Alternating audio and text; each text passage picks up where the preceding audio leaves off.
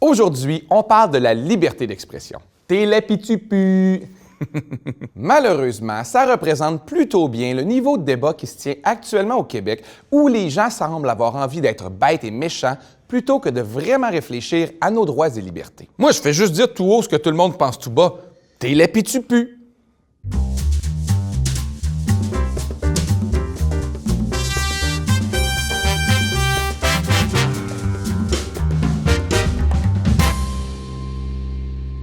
L'article 2 de la Charte canadienne des droits et libertés garantit à tous les citoyens le droit à la liberté d'expression.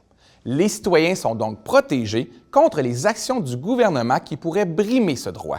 Ce qui veut dire que la liberté d'expression, c'est pas un droit qui t'assure que tes propos ne seront jamais critiqués ou ne créeront jamais de controverse, mais un droit qui t'assure que le gouvernement t'empêchera pas de les dire et que tu n'iras pas en prison, contrairement à lui.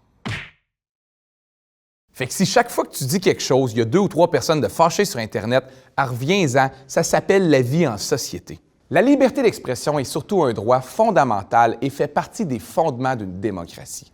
On juge que la société dans son ensemble se porte mieux si toutes les idées peuvent être débattues. Même les idées niaiseuses. Surtout les idées niaiseuses. Parce que si on n'en parle pas et qu'on en fait des tabous, ces idées pourront jamais être réfutées. Elles risquent alors de se répandre et de devenir encore plus populaires.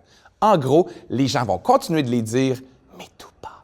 Et c'est là que quelqu'un va arriver et exprimer toutes ces frustrations-là, et les gens vont dire enfin quelqu'un qui a le courage de dire tout haut ce que tout le monde pense tout bas. Parce qu'on s'entend, ça en prend du courage pour dire ce que tout le monde pense. Par contre, il y a des limites à la liberté d'expression. Si par exemple, un tort sérieux et immédiat peut être causé à quelqu'un, crier qu'il y a un feu dans un théâtre, quand ce n'est pas le cas, et créer un état de panique menant à plusieurs blessés, c'est illégal. Mais crier qu'on se fait envahir par les musulmans, est-ce que c'est illégal, ça?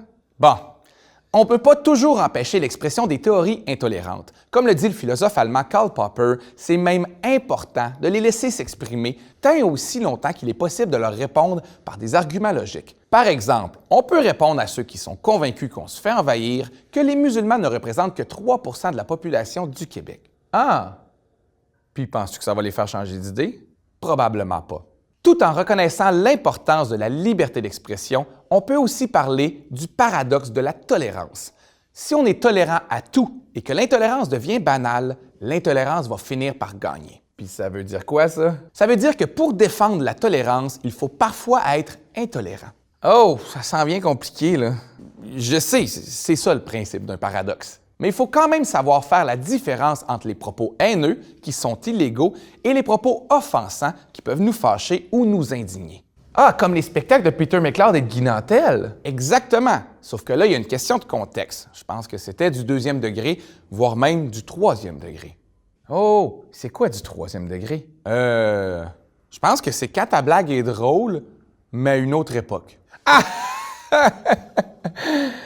J'ai ri, mais je suis pas sûr de savoir pourquoi. Comme les gens dans un spectacle de Guy Nantel. Mais ça nous amène à nous questionner. Par exemple, est-ce qu'il est acceptable d'utiliser la force, voire la violence, pour combattre l'intolérance? Prenons l'expression « punch un nazi » ou en français « frapper un nazi ». Attends, là, si t'es le moindrement sur Internet, tu sais que tout le monde se fait traiter de nazi en ce moment. T'as raison. Le mot nazi, c'est comme la coriandre dans un plat, faut pas en abuser. Mais on parle ici de militants d'extrême droite américains ouvertement racistes, comme celui-ci. Fait qu'on peut-tu les frapper, les racistes? Plutôt que d'y répondre, je poserai une autre question. Est-ce que c'est efficace? Est-ce que la violence est une bonne façon de combattre une idéologie? Là, arrête avec tes questions, prends position. Qu'est-ce que t'en penses? OK. Non, je ne pense pas que la violence soit une façon efficace de combattre une idéologie. Du moins, on devrait la garder comme dernier recours. Si en général, la violence n'est pas la bonne réponse aux propos haineux, ce n'est pas non plus la bonne réponse aux propos offensants. C'est pour cette raison que je n'ai pas hésité à défendre Guy Nantel lorsqu'il a fait l'objet de menaces de mort. Je l'ai fait ici, ici et ici. Contrairement à ce que prétend Sophie Durocher, qui à 3 occasions a souligné qu'aucun humoriste n'avait dénoncé la violence envers Guy Nantel. Cela dit, c'est peut-être juste que Sophie ne me considère pas comme un humoriste, et c'est correct, je ne la considère pas comme une journaliste. Oh! Ah! Liberté d'expression!